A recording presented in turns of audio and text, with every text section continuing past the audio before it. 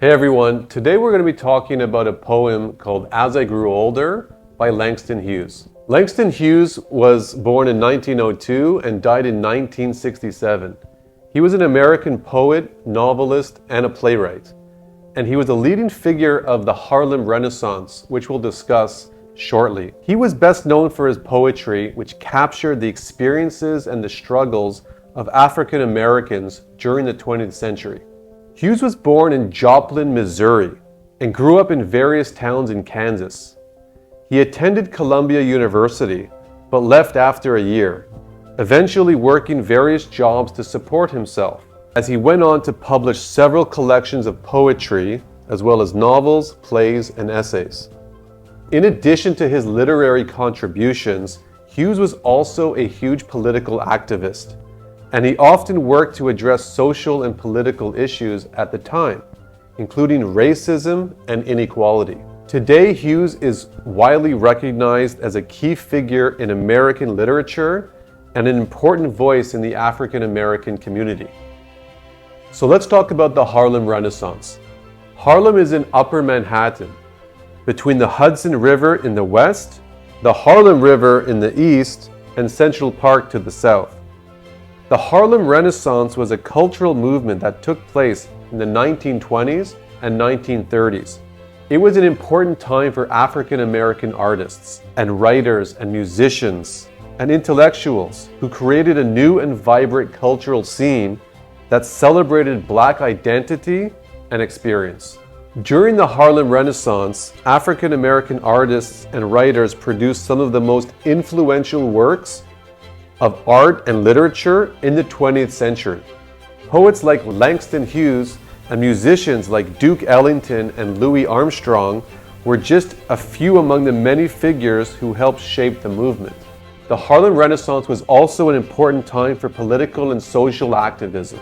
Many African Americans were fighting for their civil rights and challenging the racism and discrimination they faced in the United States. The Harlem Renaissance provided a platform for these voices to be heard and helped pave the way for the civil rights movement of the 1950s and 1960s. Overall, the Harlem Renaissance was a powerful movement in American cultural history that celebrated Black identity, expression, and paved the way for greater recognition of African American culture and achievements in the years to come.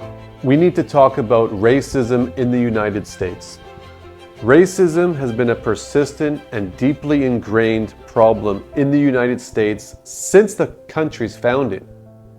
The early history of the United States was marked by the enslavement of millions of African people who were forcibly brought to the country to work on plantations. Even after the abolition of slavery in 1865, racism continued to shape many aspects of American society. Segregation laws were passed in many states, which required separate facilities for people of different races, including schools, parks, and public transportation. Discrimination and violence against African Americans and Native Americans and Asian Americans and other minority groups were widespread and often went unpunished. The civil rights movement of the 1950s and 1960s challenged the legal and social structures of racism in the United States. Civil rights leaders like Martin Luther King Jr. and Rosa Parks fought for an end to segregation, voting rights for all citizens, and an end to discrimination in employment, housing, and other areas of public life. However, despite these efforts, racism persists in many forms in the United States today. People of color are more likely to experience poverty, unemployment, and police brutality. Hate crimes against minority groups are still a problem, and discriminatory attitudes and policies continue to challenge many areas of society. The struggle against racism is long, and it's been an ongoing one, with progress made in some areas, but there is still a lot of work to be done. All right. Let's read the poem together. It was a long time ago. I have almost forgotten my dream, but it was there then, in front of me, bright like a sun, my dream. And then the wall rose slowly, slowly, between me and my dream, rose until it touched the sky, the wall, shadow. I am black. I lie down in the shadow. No longer the light of my dream before me, above me, only the thick wall, only the shadow. My hands, my dark hands, break through the wall, find my dream. Help me to shatter this darkness, to smash this night, to break this shadow, into 1,000 lights of sun, into 1,000 whirling dreams of sun. Okay, let's take a look at the themes and try to understand what this poem is all about. There are 4 main themes in the poem. The first one is racism and oppression. The poem talks about a wall that stands between the speaker and his dreams. So obviously this wall is a metaphor.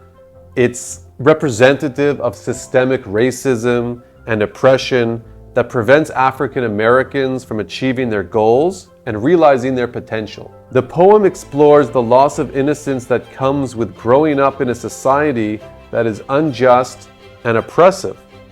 The speaker's dreams are described as bright like the sun. But as he grows older, he realizes that these dreams may never be realized, and the light of hope begins to fade. The next theme in the poem is the power of imagination. Despite the obstacles he faces, the speaker holds on to the power of his imagination, which allows him to envision a world without walls that block him. The poem suggests that the imagination can be a powerful tool in resisting oppression and imagining a better future.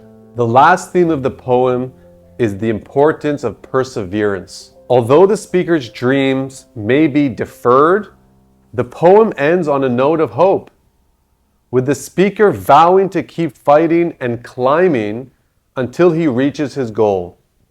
The poem suggests that perseverance and determination are key to overcoming the obstacles that stand in the way of achieving one's dreams.